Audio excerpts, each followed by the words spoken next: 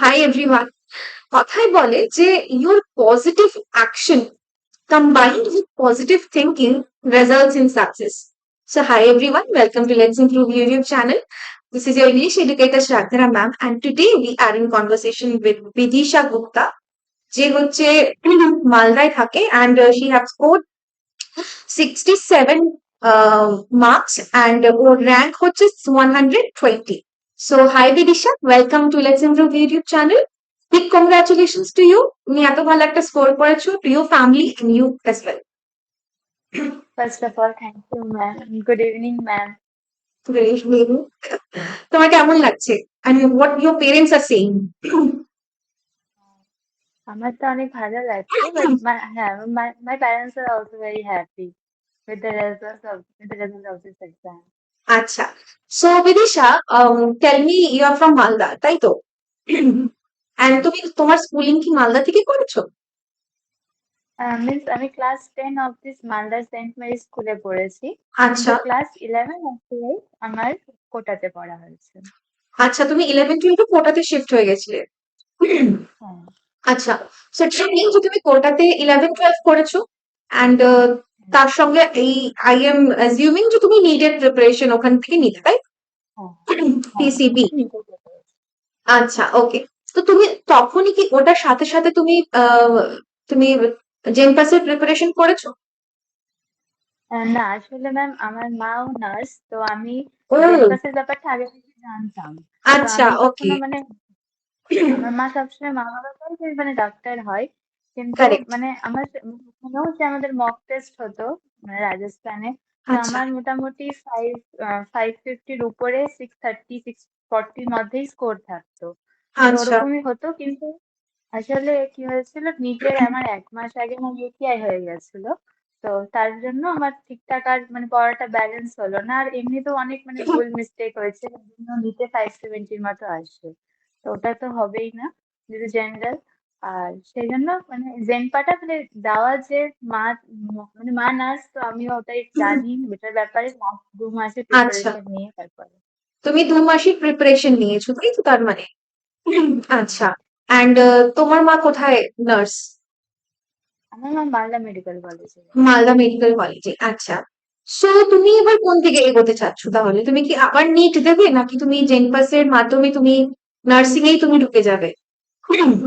এবার আমি মানে ভেবেছি যে যেহেতু আমি ড্রপ নিতে চাই না, তো এবার আমি ঢুকে যাব। পরের বছর আরেকবার লাস্ট ট্রাই নিতে আমি দিব। 1 বছর আচ্ছা, তো দিব। নিটের। ওকে ওকে। অ্যান্ড তুমি 2024 কি তুমি পাস করেছো এইচএস?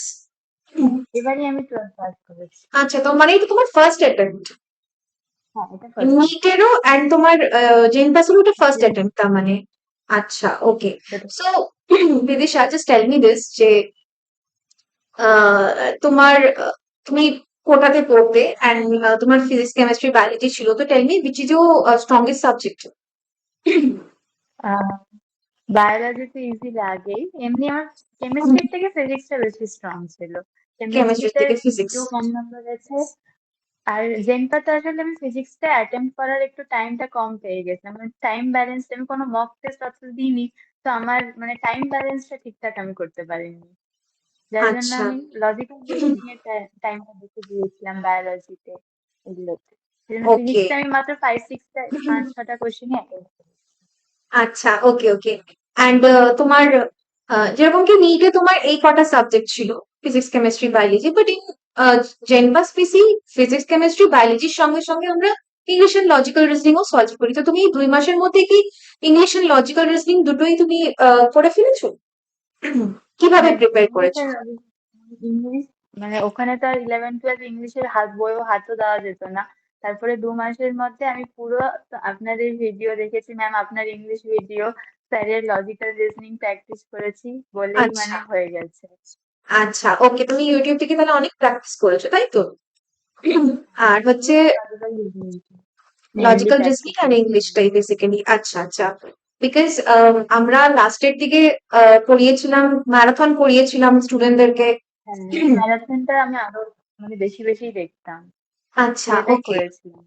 ম্যারাথন করেছো, আর যেগুলো ভাবো আমিও তোমাদেরকে জিরো টু হিরো সিরিজ করাতাম, অ্যান্ড ওখানে ভাবো আমি কনসেপচুয়াল গুলো পুরোটা ক্লিয়ার করে দিয়েছিলাম। And then again mock test, ইউটিউবে এক রকমের মক টেস্ট আমি নিতাম, সেখানে কোয়েশ্চেন সলভ করাতাম। আর ওইদিকে হচ্ছে ইমরুল স্যারও করাতেন, ইমরুল স্যার ব্রহ্মাস্ত্র সিরিজ করাতো। তো এগুলো দেখে তুমি আর কি ফাইনালি করে উঠতে পেরেছো, তাই তো? আচ্ছা, তুমি কি মক টেস্ট দিয়েছিলে জেনপাসে? উম, না, মক টেস্ট আমি দিতে পারিনি। আচ্ছা, মক টেস্ট তুমি দিতে পারোনি। আচ্ছা, তুমি প্রিভিয়াস তো সলভ করেছো নিশ্চয়ই? হ্যাঁ, আমি সলভ করেছিলাম আচ্ছা, পুরো। তোমার যখন তুমি 5টা সাবজেক্ট দেখলে, ঠিক আছে, তখন তোমার ফিজিক্স, কেমিস্ট্রি, বায়োলজি কি বাদ দিয়ে ইংলিশ আর লজিক্যাল রিজনিং কি তুমি গ্রিপে আনতে পেরেছিলে 2 মান্থসে? প্রথমত মানে ইংলিশ তো 10 পর্যন্তই পড়া, তারপরে তো আর মানে বইটা খুলেও দেখা আর হয় না, তো একটু কারেক্ট। অসুবিধা হয়েছিল, কিন্তু আমি প্র্যাকটিসটা করতাম রোজ, যেটা আপনারা ভিডিও দিতেন, হ্যাঁ। দেখতাম, করতাম। তারপরে আস্তে আস্তে লাস্টের দিকে তাও কোনো মতে হয়ে যাচ্ছিল। আচ্ছা, আর তুমি এক্সামে তুমি ইংলিশ আর লজিক্যাল রিজনিং তুমি দুটোই 20-তে 20 কোয়েশ্চেন অ্যাটেম্প করতে পেরেছিলে? হ্যাঁ, ইংলিশ আমি পুরোটা অ্যাটেম্প করেছিলাম। লজিক্যাল রিজনিং এর একটা কোশ্চেন ছিল ওই WUY এরকম কিছু। ওটা আমি আচ্ছা, মানে অ্যান্সারটা আমি জানতাম যে ওটাই হবে, কিন্তু আমি এত ওকে, কনফিউজ হয়ে গেলাম, আমি ভাবলাম ওটা পরে করবো, আর পরে আসা হয়নি, তো ওটা ছেড়ে দিই। স্কিপ করে বাকি গেছে। আমার লজিক্যাল। আচ্ছা, তোমার ওটাই। জেনপাসের অ্যান্সার যেটা হয় আর কি, ঠিক আছে, অ্যান্সারটা তুমি যখন মানে ওএমআর শিট তুমি সলভ করছো কিভাবে? তোমার স্ট্র্যাটেজি কি ছিল ওএমআর শিট সলভ করার? আমি একটা খাতা করে করে সঙ্গে সঙ্গে করে নিচ্ছিলাম, মানে একটা এরকম কোয়েশ্চেন করে। একটা একটা ওএমআর সার্কেল হ্যাঁ, করা, হ্যাঁ, মানে একটা হ্যাঁ, একটা করে সঙ্গে তুমি সঙ্গে। করতে করতে সঙ্গে সঙ্গে করতে গেছো। তোমার কি তুমি ওএমআর শিটে প্র্যাকটিস করা, মানে যদি তুমি নিটও দিয়েছো বা তুমি নিটের প্রিপারেশন নিচ্ছিলে, তার মানে তুমি ওএমআর শিটে অনেক প্র্যাকটিস করেছো নিশ্চয়ই? হ্যাঁ, আমি ওখানে রাজস্থানে মক টেস্ট দিতাম, নিটেরই মক টেস্ট গুলো আমি দিতাম, তো ওখানে প্রত্যেক 3 সপ্তাহ পর পর টেস্ট দিতাম আমি, ওখানে আচ্ছা, প্র্যাকটিস করেছি। ওএমআর এর থ্রু, তাই তো? ওএমআর তুমি সার্কেল ওই, করতে, এটা প্রচন্ড হ্যাঁ, ইম্পর্টেন্ট স্টুডেন্টদেরকে পরীক্ষার আগে। এখন থেকে যদি তুমি নাও করো ইটস ফাইন, বাট পরীক্ষার অ্যাটলিস্ট 2 মান্থস আগের থেকে তোমার যদি মিনিমাম 50-50 প্লাস তুমি যেই কোয়েশনই সলভ করছো সেটা যদি তুমি ওএমআর শিটে যদি তুমি করো, তাহলে তোমার খুব ভালো একটা গ্রেড চলে আসবে ওএমআর এও। যারা ফার্স্ট টাইম পরীক্ষায় অ্যাপিয়ার করছো তাদের জন্য ঠিক তাই, এবং যারা পরে মানে এখন যারা ড্রপ নিচ্ছ তারাও যখন পরে অ্যাটেম্প্ট করবে তখনও তাই, বিকজ ওএমআর আমরা যেরকম কি খাতাপত্র মেনটেন করি সেটা হচ্ছে ব্ল্যাঙ্ক পেজ বা রুলড পেজ, কিন্তু ওএমআর এর সবসময় আমাদের তো প্র্যাকটিস থাকে না। এবার কি হয় সামটাইমস, বিদিশা তুমি হয়তো এটা রিলেট করতে পারবে, যে তোমার একটা কোয়েশ্চেনের যদি একটা ওএমআর এর যে সার্কেলটা সেটা যদি উপর বা নিচ হয়ে যায়, তাহলে পরের গুলো কিন্তু উইথ টাইম মানে একটা একটা করে কিন্তু মিস হয়ে যাবে। তুমি যদি ভাবো 16 নাম্বার কোয়েশ্চেনের অ্যান্সারটা 17-এ মার্ক করছো, তাহলে 17 নাম্বারেরটা কিন্তু 18 হয়ে যাবে। সো এই পয়েন্টে প্রচন্ড ইম্পর্টেন্ট, স্টুডেন্টদেরকে ধ্যান রাখা উচিত যে হয়তো তুমি রাইট অ্যান্সার জানো 100%, you are you know very sure of the answer, but still this mistake can lead you to 0. -0.25 কিন্তু ডিডাক্ট হয়ে যেতে পারে তোমার এখান থেকে, তাই না? তো Bidisha, tell me, out of 100 question তুমি কয়টা সলভ মানে কয়টা অ্যাটেম্প্ট করেছো জেনপাস এবার? আমি বায়োলজি আমি ওভাবে গণিনি, কিন্তু বায়োলজির আমি 3টা কোশ্চেন ছেড়েছিলাম, কারণ ওটা আমার জানাই ছিল না একদমই। এনসিআরটি আচ্ছা, তে আসলে একটু এটা নিট থেকে অনেকগুলো বাদ দিয়েছিল চ্যাপ্টার, ওই চ্যাপ্টার গুলো থেকে এসেছিল, তো ওই চ্যাপ্টার গুলো আমার পড়া হয়নি, তো ওকে, ওগুলো আমি ছেড়ে দিয়েছিলাম। কেমিস্ট্রিতে আমি 2টা কোশ্চেন ছেড়েছিলাম, আর ফিজিক্সে তো আমি মাত্র 5-6টা সলভই করেছিলাম, বাকি সবই ছেড়ে দিয়েছিলাম। মানে আচ্ছা। 2 মার্কস এর গুলো সবই অ্যাটেম্প করেছিলাম, যেগুলো 1 মার্কস এর ছিল ওখান থেকে 5-6টা অ্যাটেম্প করেছিলাম। তার মানে ইংলিশে তুমি 20 করেছো, লজিক্যাল রিজনিং এ তুমি 19টা করেছো, হ্যাঁ, অ্যান্ড বাদ বাকিগুলোতে তোমার 25 এর মধ্যে 22-21টা বায়োলজি আর কেমিস্ট্রিতে করেছো, আর ফিজিক্সে একবারে তুমি 5-6টাই অ্যাটেম্প্ট করেছো, তাই তো? তো আহ এর মধ্যে তুমি নিশ্চয়ই এটা বুঝতে পারছো যে 0.25 মাইনাস হয়ে যাওয়ার থেকে স্টুডেন্টদের অবশ্যই এটা ধ্যান রাখা উচিত যে তুমি যেগুলোতে শিওর হও সেগুলো মার্ক করলে তোমার বেশি ভালো, বিকজ যেহেতু তুমি নিটের ব্যাপারটাও জানো, এটা আমি স্টুডেন্টদেরকেও বলবো যে ভাবো কারো 50টা কোয়েশ্চেন কেউ অ্যাটেম্প্ট করেছে, তার মধ্যে থেকে 40টা রাইট হলো আর আরেকজনেরও 40টা রাইট হলো, কিন্তু সেখানে ভাবো যার বেশি নেগেটিভ মার্কিং তার কিন্তু চান্সটা কমে যাচ্ছে, তাই না? বিকজ তার অ্যাকুরেসি কম, তার মানে ইয়েস। তো এই ব্যাপারটাতে স্টুডেন্টদের খুব ধ্যান রাখা উচিত। অ্যান্ড এই যে শিওর হবো যে আমি এই কোয়েশ্চেনটার অ্যান্সারটা শিওর, সেটার জন্যই তোমাদের পড়াশোনা করে, সেটার জন্যই কিন্তু প্রিপারেশন করা, সেটার জন্যই কিন্তু বারে বারে রিভিশন করা। ইয়েস। আচ্ছা। তো ah, ah, Bidisha, just tell me this যে তুমি আহ, পরের দিকে আর কি, মানে নিট পরীক্ষা হলো, তারপরে তুমি মালদা চলে এসেছো, কেন কি পরীক্ষা তো এখানেই হয়েছিল। তো এই 2 মাস তুমি পুরোপুরি ভাবে জেন পাসের ভাবো আরো তোড়জোড় করে তুমি প্রিপারেশন করা স্টার্ট করলে। আচ্ছা। নাও টেল মি যে তুমি আগের পিওয়াইকিউজ ও করেছো, তুমি যেটা আমাকে বলেছো যে আগের পিওয়াইকিউজ ও তুমি জেন পাসে করেছো। তো তোমার কি মনে হয় 2024 এর জেন পাসের পেপার কিরকম এসছে?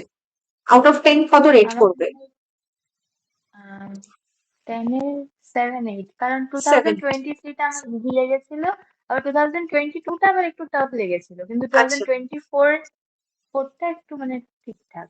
23 এর থেকে একটু বেশি টাফ বেশি টাফ লেগেছিল। এসছিল, আর স্পেশালি ফিজিক্স এর পার্টটা থেকে আমরা গেছিলাম ইসেতে, এনবিইউতে গেছিলাম, নর্থ বেঙ্গল ইউনিভার্সিটিতে গেছিলাম সেখানে।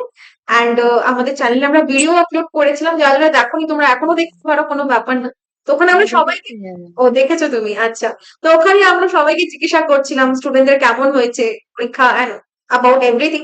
তখন ওরা এর মধ্যে কি বলেছে যে like physics was really hard this time, physics এর কোয়েশ্চেন ওদের প্রচন্ড টাফ লেগেছে। তো সেটাই দেখছি যে সবাই কিন্তু আগের ফিজিক্স এর কোয়েশ্চেন টাফ বলছে। আচ্ছা। ওকে। আগের আগের বার ফিজিক্সটা তাও একটু ইজি লেগেছিল, যেটা দেখেছিলাম ফিজিক্স এর পিওয়াইকিউ এ। 2023 এর কোয়েশ্চেনটা ইজি লেগেছিল, ওকে। হ্যাঁ, ঠিক আছে, but anyhow you manage to score a good marks and a good rank, 120 rank is very good. So তুমি কোনটাতে এম করছো এবার? ভাবো, তুমি তুমি বলেছো যে তুমি এবার আহ, এটাতে তুমি 10% তুমি এগোবে, নার্সিং এ তুমি ভর্তি হয়ে যাবে। তো তুমি বিএসসি নার্সিং ই তো করবে নাকি প্যারামেডিক্যালি? তো নার্সিং ই না আমি করবে বিএসসি নিশ্চয়ই। নার্সিং করবো। নার্সিং এ করবে, আচ্ছা, ওকে। তো এনি ড্রিম কলেজ, বা তোমার মা চান যেটা, যে এই কলেজে আমার মেয়ে ভর্তি হোক, বা বাড়ির কাছে কোনো ইয়ে? বাড়ির কাছে আসলে মালদাতে তো বিএসসি নার্সিং এর কলেজই নেই, তো আমি ক্যালকাটা মেডিকেল কলেজে যেতে চাই, কারণ ওখানে মার বান্ধবীরাও আছে, তো ওটাই আমার বেশি স্টে আচ্ছা, করাটাই ভালো। ওকে। সো ক্যালকাটা মেডিকেল কলেজ, তাই তো? হুম, সিএমসি, ওকে। সো এটাতে হয়ে গেলে তোমার তাহলে খুবই ভালো হবে। অ্যান্ড হুম। তাহলে তোমরা মালদাতে তাহলে তো থাকোই না, কেন কি মা, আচ্ছা না, মা তোমার এখানে কোন একটা হসপিটালে আছেন অলরেডি, মালদা অ্যান্ড মেডিকেল কলেজে আছে। মালদা মেডিকেল কলেজেই আছে, ওকে। তুমি ওখানটায় তাহলে শিফট হতে চাচ্ছ, তাহলে হয়েও যাবে, বিকজ হ্যাঁ, কাউন্সিলিং এ তুমি বসবে না, ওটাতে হয়েই যাবে, ওকে। সো টেল মি দিস, যে তুমি যখন কোটাতে থাকতে তখন তুমি ওখানে নিশ্চয়ই একাই থাকতে? হ্যাঁ আমি একাই থাকি। একাই থাকতে, ওকে। তো তুমি নিজেকে কিভাবে মোটিভেটেড রাখতে? কেন কি in Kota there might be like a lack of students, ওখানে হুম, প্রত্যেক বছর আসে পড়তে, and the competition is high। একমাত্র কোটাতেই যে হুম, শূন্য যে তা না, রেস্ট অফ দ্য, ওটাই তো। হ্যাঁ, পুরো কান্ট্রির মধ্যে আরো স্টেটের মধ্যে লোকেরা নিটের জন্য প্রিপেয়ার করছে। So how do you feel, মানে তোমার কিরকম লাগতো, and তুমি নিজেকে কিভাবে মোটিভেটেড রাখতে? যদিও বা তুমি অনেক মার্কস লো চেষ্টা হলে করেছো নিটের জন্য অ্যান্ড আলটিমেটলি হয়নি, বাট স্টিল তুমি ওখানে ফিজিক্স কেমিস্ট্রি বায়োলজি তুমি যা লিস্ট পড়ছো সেটা তুমি এখানেই তো কাজে লাগাতে পেরেছো, সেইটুকুন তো ফর শিওর, তাই না? হুম, আসলে লো ফিল করলে তো মা বাবাকে সঙ্গে সঙ্গে ফোন করতে আমি, মানে ওকে। এরকম না যে পারবো না, মা বাবা সবসময় মোটিভেট করতো যে কোনো ব্যাপার না, এটা নাম্বার মানে ম্যাটার করে না, তুই হুম। নিজের ভুলটাকে, মানে যাতে আমি নিজের ভুলটার উপরই কনসেন্ট্রেট করি, ভুলটা যাতে দ্বিতীয়বার না হয় ওটাই বারবার দেখতে বলতো আমার। আচ্ছা, okay. So nice. And also tell me যে তোমার,